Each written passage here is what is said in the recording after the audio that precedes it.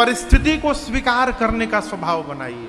जिंदगी की डोर सौंप हाथ दीनानाथ के, यदि सौंप दिया उसके बाद महलों में राखे चाहे झोपड़ी में बास दे। आप जानो आपका काम जाने, हम क्या करेंगे।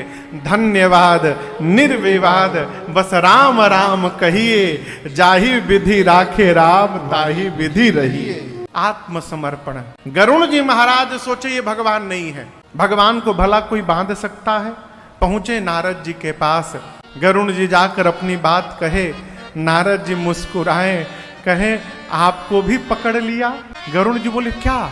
नारद जी बोले इस बीमारी ने एक बार हमको भी पकड़ा था।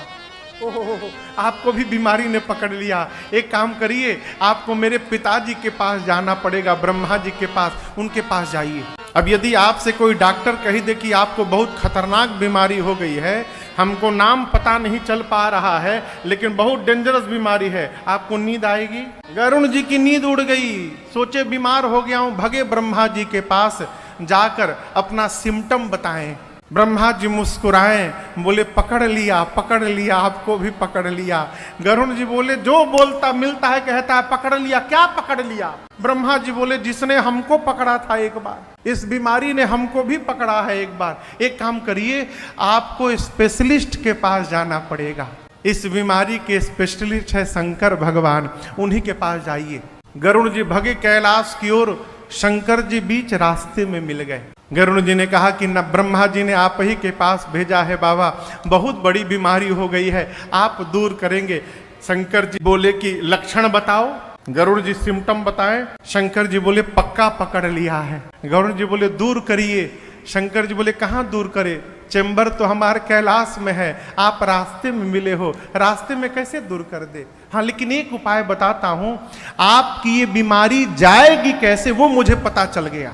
आपका जो संशय है ये कैसे समाप्त होगा मुझे पता चल गया।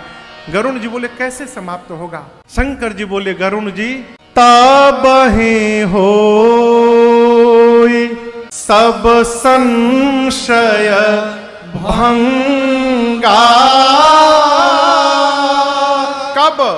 जब बहु काल करिय सतसंगा।